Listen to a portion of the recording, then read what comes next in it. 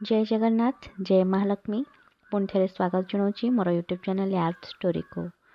आज वीडियो माध्यम आपण मैंने जानीपर सुदशा व्रत केवे पड़ुची, नुआ व्रतधारी मैंने सुदशा व्रत करें कि नहीं, सुदशा व्रत आम जो गोटा गुआ को पूजा करूँ से गुआ को कौन करवा, जदि व्रत छिड़ी जाए कौन करवा, झूतक मृतक समय जदि व्रत मारा हो जाए तेरे कौन करवा, से सब विषय जानिबा।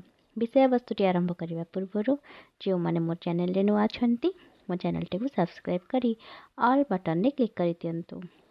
सांग मानी माँ लक्ष्मी अत्यंत प्रिय मास हेउछि मार्गशीर मास और अन्यटी हेउछि सुदशा व्रत। प्रत्येक उत्कलीय प्रत्येक ओडिया अपेक्षा कर रही थांती एही मार्गशीर मास को। माँ आगमन रे नुआ धान नुआ माण नुआ आखु नुआ गेंडु फूल पद्म फूल सोरिष फूल इत्यादि माँ पाखे पूजा होता है। एवं तो माँ गुरुवार माणबसा सरी जाइछि। माणबसा जेपरी माँ लक्ष्मी अति प्रिय सेहीपरि माँ आउ एक प्रिय व्रत हेउछि सुदशा व्रत। बंधुगण एही वीडियो माध्यम आपण माने जानि परिबे जे 2025 रे प्रथम सुदशा व्रत केबे पड़ुछि आ जो माने नुआ करी व्रत धारण करबा को चाहछंती से माने व्रत आरंभ करि परिबे कि नहीं। बंधुगण शुक्ल पक्ष दशमी तिथि सह जदि गुरुवार पड़ुए से ही दिन में सुदशा व्रत पालन करा जाए। एही व्रत माँ लक्ष्मी अत्यंत प्रिय व्रत। 2025 रे जानुआरी मास 9 तारिख रे प्रथम सुदशा व्रत पड़ुछि। से दिन पौष मासर शुक्ल पक्ष सहित दशमी तिथि एवं गुरुवार मध्य पड़ुछि। से दिन सांब दशमी मध्य पड़ुछि। ही दिनटी अत्यंत शुभ दिन अटे।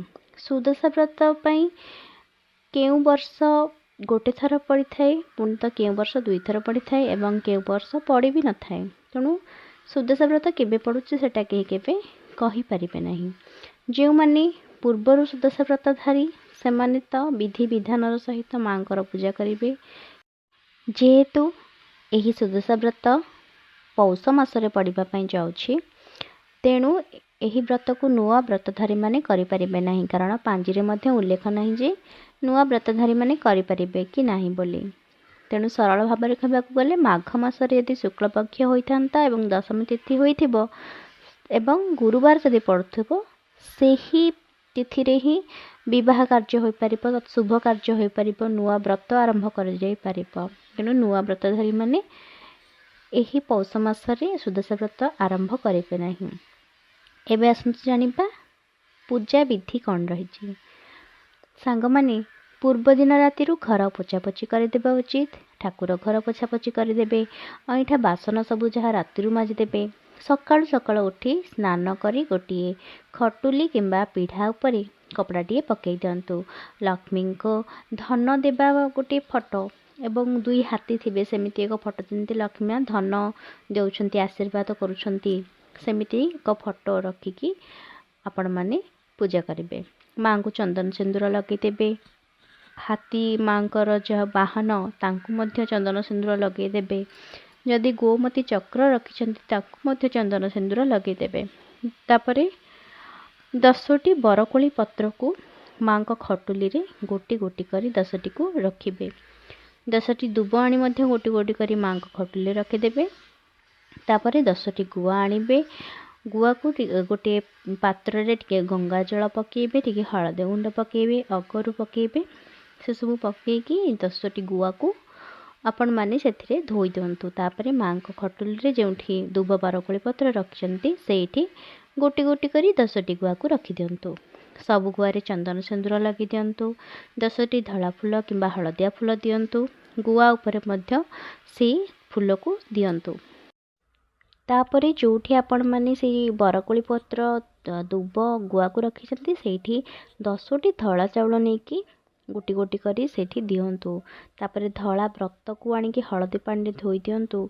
10टी दुब बरकोली पत्र फूल नहीं व्रत रे बांधी गुड़े सारी माँ पाखे रखी दियंतु। जदि सुदशा व्रत बही रखिछंती माँ पाखे रखंतु। माँ डाहाण पाखे कलश बसंतु। कलश रे आंब डाल नड़िया रखंतु। नड़िया उपरे नाली कपड़ाटे दियंतु। बरकोली पत्र आणतु। से 10टी गोटे बरकोली पत्र आगे आणतु। तापरे से 10टी दुब रखंतु। 10टी अरुआ चाउल गोटा अरुआ चाउल रखु। आपणक घरे जेतोटी गडरेज बा आलमारी अच्छी आपण मैंने सेतोटी बनातु।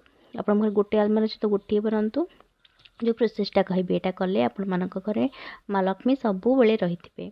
आपण मैंने ये जेतोटी आपण घरे गडरेज अच्छी बनातु। जदि दुकान अच्छी तापे अनटी बनातु।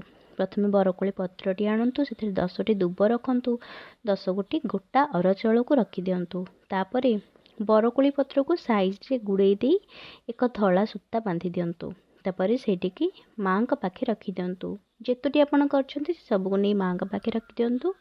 तापर अनुली भोग करेंगे। अनुली भोग में नड़िया, कदली, छेना, गुड़, गोलमरीच, कर्पूर, गुजराती ए सब पकईकि चकटिकी भोग दे पारे। नचेत जो पिठा कर माँ ताकू बाढ़े माँ भोग बाढ़तु। कलश पाखे गोटे जगह भोग बाढ़तु। गोटे जगह किसी धला गोटा अरुआ चाउल रखिए। गोटे थाली रे दीप धूप लगातु। माँ को बाम पाखे रखु। जो दीप धूप लगे से बाम पाखे माँ रखु। आ कलश जो बसुँच माँ डाहाण पाखे बसातु। प्रथमे कलश उपर दुब बरकोली पत्र दिंतु। चंदन सिंदूर लगातु। धूप दीप दे माँ पाखरे भोग बाढ़ी पानी बुलातु। तापर से दिन आपण मैंने धला और नाली रंगर शाढ़ी जदि पिंधुछन्ति बहुत भल कथा। तापर माँ पाखरे धूप दीप बुलाई भोग बाढ़ी पानी बुलाई सारिकी हुलहुली पकई शंख बजई माँ बही पढ़तु। आसी बही पढ़ा समय गोटी गोटी कर 10टी गंठी आपण मैंने पकातु। एबे जानिबा जे माँ पाखे जो गुआ पूजा होची से गुआ को आम मैंने कौन करवा। सुदशा व्रत रे जेतेबेले गुआ पूजा कर माँ को से गुआ को केबे विसर्जन करा जाए नहीं। से गुआ सबुदिन पई रहिबो। सेटा सब बेला पई रहिबो। आ जेतेबेले पूजा करिवे जो वर्ष जते पूजा होची माँ सुदशा व्रत सेतेबेले से सब पूजा हबो। पुणी माँ गोटे छोट वाक्सटे करेंगे से आप रखिपारे गुआ को। सुदशा व्रत जितेबाला मारा हो जाए आम मैंने कौन करवा। जितेबाला कौन शब को आपण मैंने छुई था से सुदशा व्रत मारा हो जाए। ताको जल नहीं विसर्जन करने को पड़ थाए।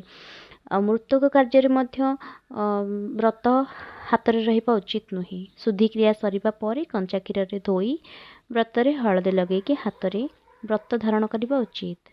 महिला माने जेतेबाला छुआ जन्म करने समय एंतुड़ी छुआ ताकू कहती से सब तांकू छुईले भी मध्य व्रत मारा हो जाए थाए।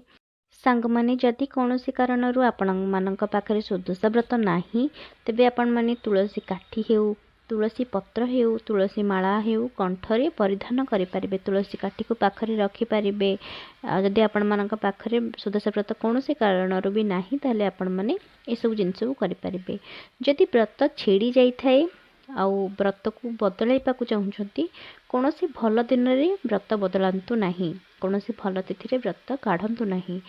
आउ जो बार में भल तिथि न पड़ुची से आपण मैंने ओह्लै पारे किंतु कौन भल तिथि यह काढ़ंतु नहीं। जितेबाला झाड़ा कि परिस्रा कला बेले शोला बेले व्रत मारा हुए नहीं। जदि भावुंट व्रत केउठी मारा हो जाइछि बोली व्रत को गुरुवार दिन कंचा क्षीर रे धोई हलदी पानी रे बुड़ेकी पिंधि पारे। व्रत को जो चूड़ी पिंधुंट चूड़ी लगाऊँ जो सेठारे केबे हेले व्रत पिंधिबे नहीं। व्रत केवल बाहुरे ही लगेबा उचित, उच्चा स्थान रे ही लगेबा उचित। कारण आपण माने जदि चूड़ी लगेबा स्थान रे लगाउछंती ताहाले यह बासन कुसन माजिला बेले किंबा खाइला बेले अईठा लगी रही थाए। अईठा लगी जाए तेणु व्रत मारा हो जाए। माँ को अपमान हुए। तेणु सर्वदा माँ को व्रत को उच्च स्थान रे लगेबा उचित। व्रत पाइले ताकू रखा उचित नुह। अन्य कहार सुदशा व्रत रखा उचित नुह। ताकू संगे संगे विसर्जन कर दिंतु। केवल अनंत व्रत जदि मिले ताकू पूजा करें। जदि सुदशा व्रत हजि जाए तेरे माँ पाखरे क्षमा प्रार्थना करंतु। माँ तो सब जानी माँ पाखरे क्षमा प्रार्थना करंतु। नतमस्तक हुअन्तु। माँ आपण मानकु निश्चित भाव में क्षमा करें। जदि मोर भिडियोटी आपण मानकु भल लगी थाए गोटे लाइक करंतु, निजर प्रियजन मानकु शेयर करंतु, आउ सब्सक्राइब करबा पई जमार भी भूलंतु नहीं। रहिली नमस्कार।